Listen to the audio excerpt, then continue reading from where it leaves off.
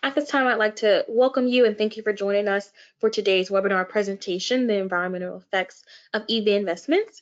Our speakers today will be Zachary Schofield and Ian Spellane. Zachary supports REMI users across the nation, specializing in energy and environmental and economic development related projects from our Washington, D.C. office.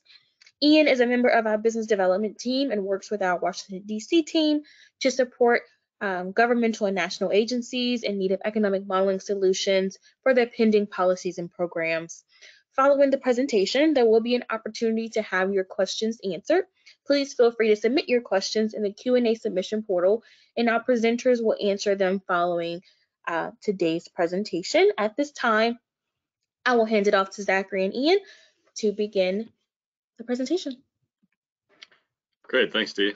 So as Dee mentioned, we are presenting on the environmental effects of electric vehicle investments. I'm Ian Spellane. I'm an economic analyst with REMI, and I'm joined by my colleague, Zach Schofield.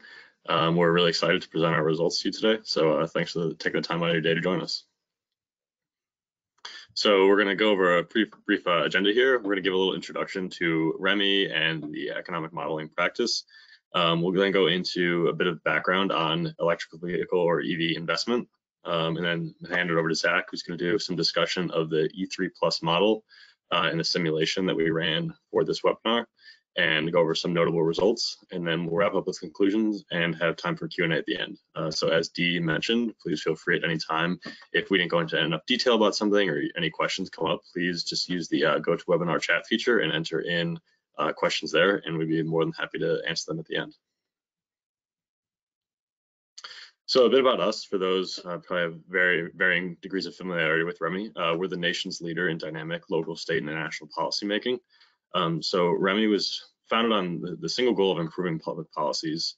So we are not ourselves an advocacy organization. We don't advocate for specific policies, but what we do is we give different organizations the tools to explore the different economic effects of changes in policy or changes in business practice or new investment or a whole variety of different economic input factors, and we can explore the dynamic effects that those will have throughout different sectors of the economy and throughout time.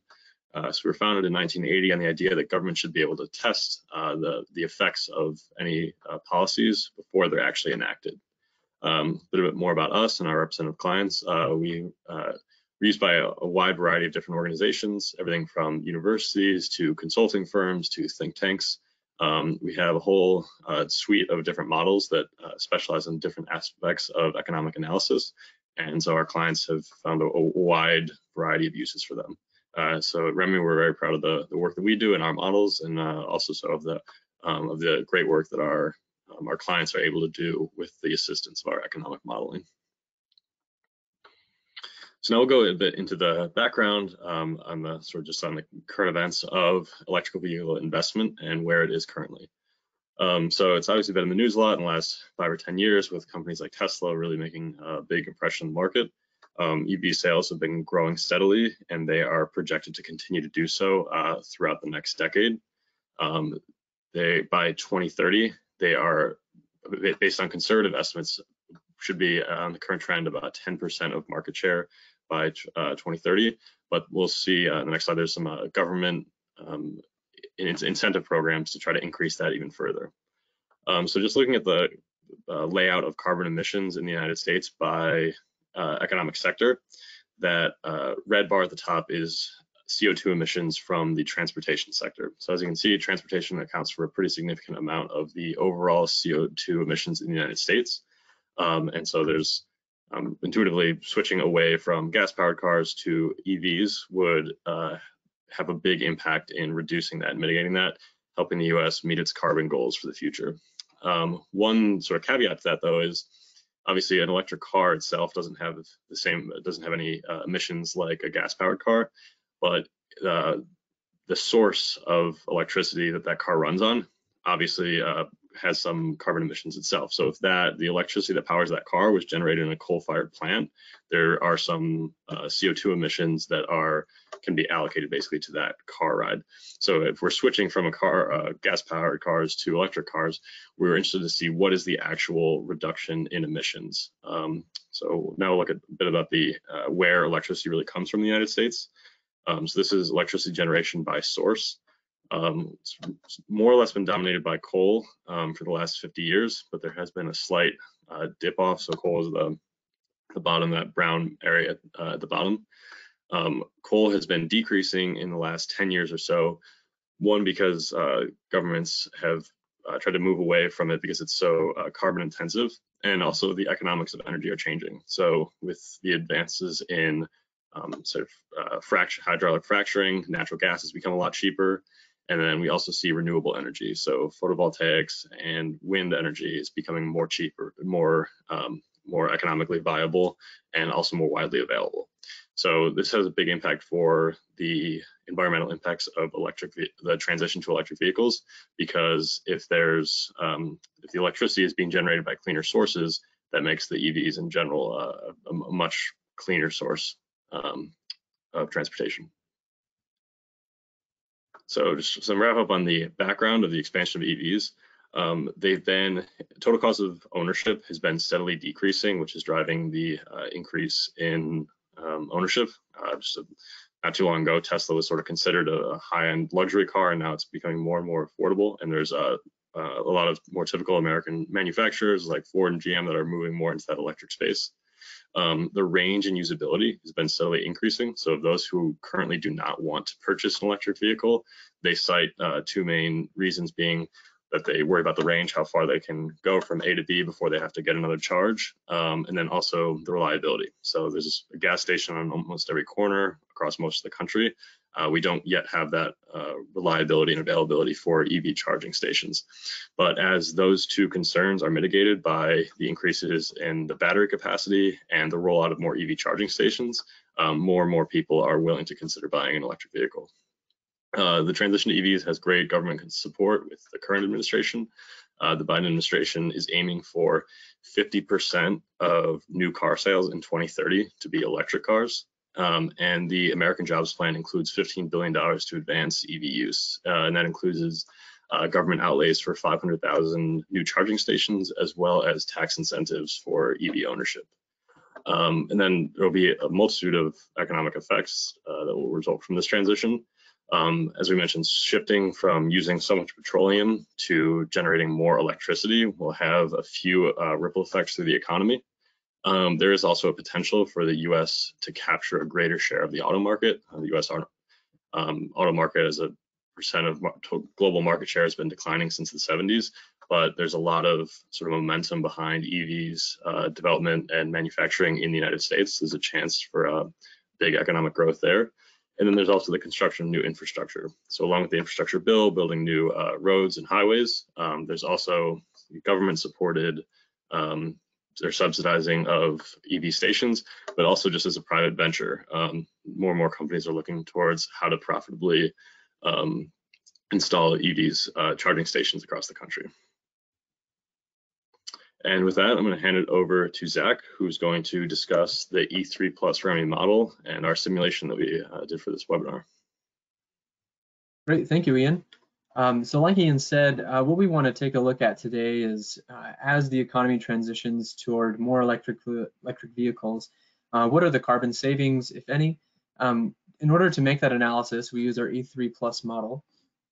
E3 plus, this is just a model that allows us to capture the environment, energy, and economic sectors of the economy all into a single model.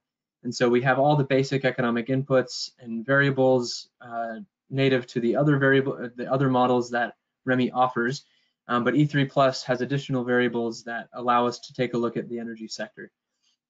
This table to the right shows the interconnections between the different sectors of the economy in the REMI model. And so what we'll be doing is manipulating consumer spending, shifting it from oil to electricity, and that change in consumer spending then has impacts on things like employment and wages and output, which then further impact other sectors of the economy. So the model is a great way to capture all of those effects going on, not only for a single year, but also over time. All right, so these are the variables that we use in our scenario. We use actually two different scenarios. In both of these different scenarios that we run, we apply these top two variables the same in both scenarios. So those are, we reduce the consumption of motor fuels, and we cause that to grow in the model from 2021 to 2040. And so we show a reduction of about $3.5 billion starting in year 2021. And then that reaches $88 billion by 2040. On the electricity demand side, we simulate an increase in consumption to the tune of $1.2 billion to $31 billion by 2040.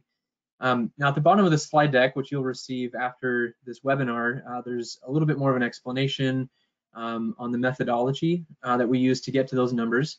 But I'll just kind of briefly describe how we get to these input values. So we take estimates for the projected electric vehicle sales into the future up to 2030. And then we estimate the average energy consumption per vehicle. And then we multiply that by the number of vehicles. And that gives us an estimate of the kilowatt hours of increased electricity demand that will come to the economy coming into 2030 and 2040. We then assign a dollar value based on average electricity prices throughout the country.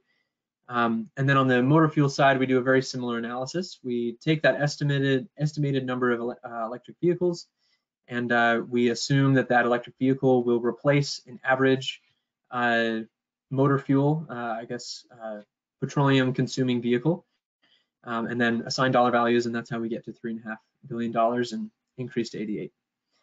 In our second scenario, we compare what happens if there's a stronger transition away from high carbon emitting energy sources. And so we simulate the construction of new energy facilities, and we also, in the baseline, we change the CO2 intensity of energy in the United States.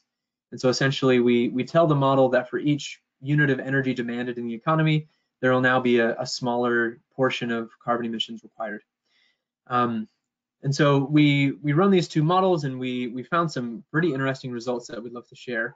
Before I dive into those, we just want to kind of recap the electric vehicle sales projections that we use are based on past sales, and then this is a projection used by evadoption.com, and the estimation there is that market share reaches about 10% by 2030.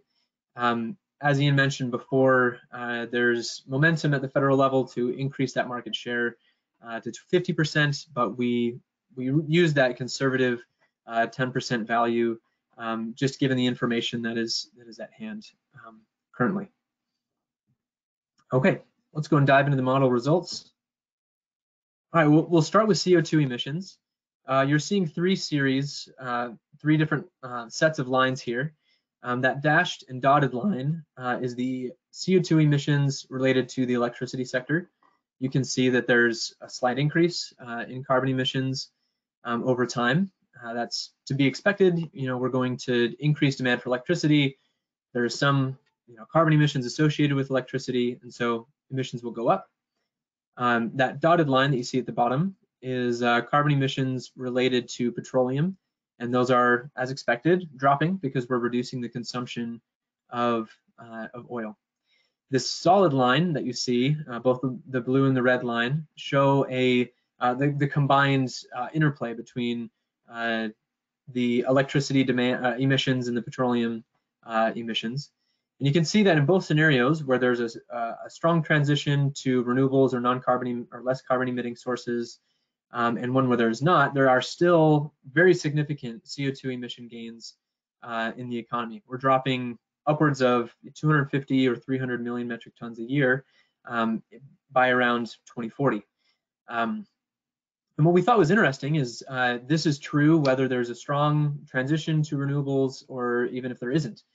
And the reason why that is because, transitioning to the next slide, there's simply less energy demanded in the economy.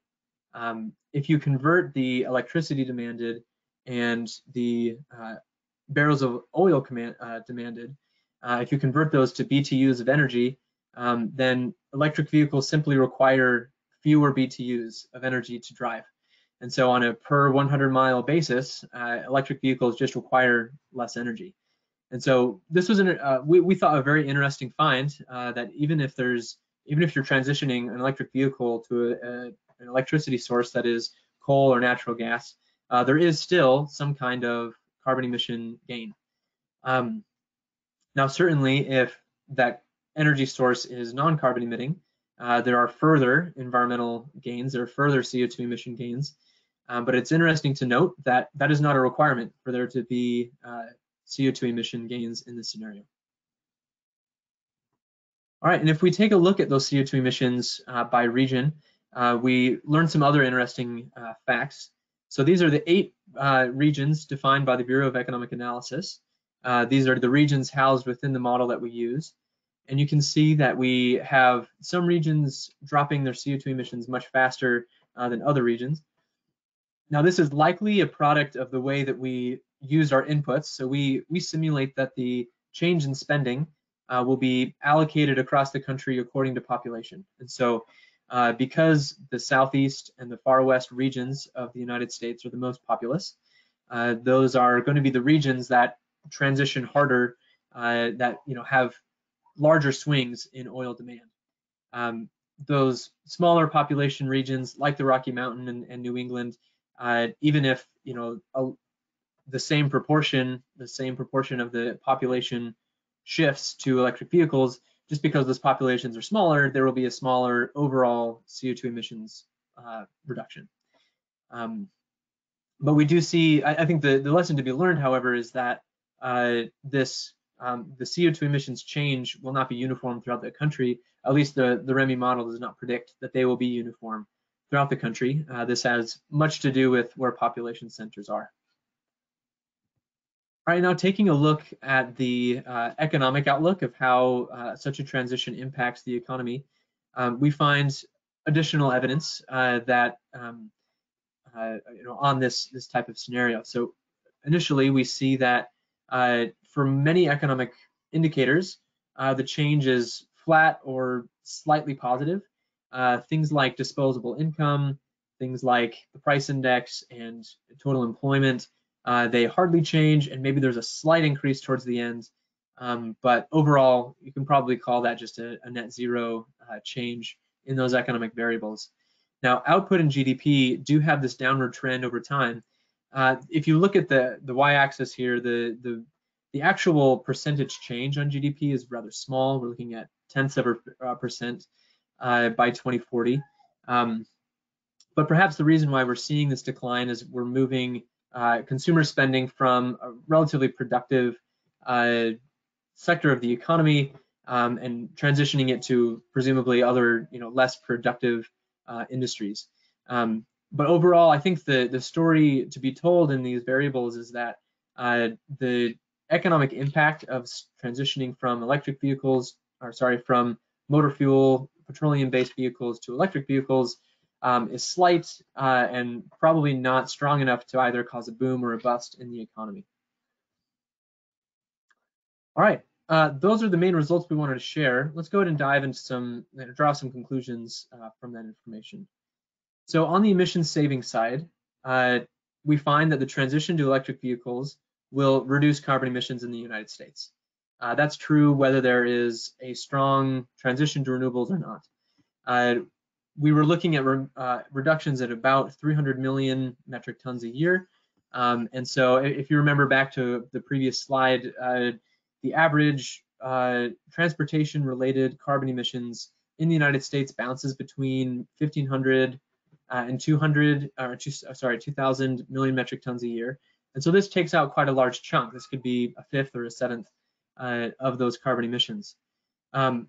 Considering a scenario with a renewable energy transition, those carbon emissions are furthered, those come more rapidly, and certainly an important piece to achieving a net zero transportation and electricity sector, but this isn't required to find those carbon savings. The effect on the economy is, we'll say, mixed or flat. You have cost savings associated with that transition that frees up disposable income and allows households to then reallocate that spending.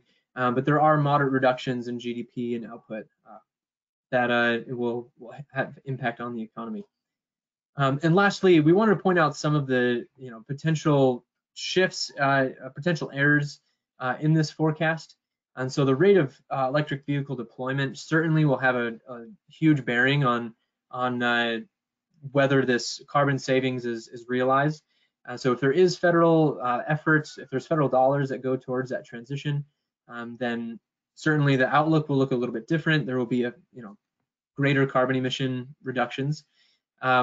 Certainly, if there's increases in the efficiency of electric vehicles, then there will be a less electricity demanded for vehicles. That will also have an impact on carbon emissions. And we also did not include a model that shows the cost of the charging infrastructure, of building that infrastructure out. And so, that might have impact on the economy and on emissions. Another thing we'll point out is this focuses on the carbon emissions within the United States.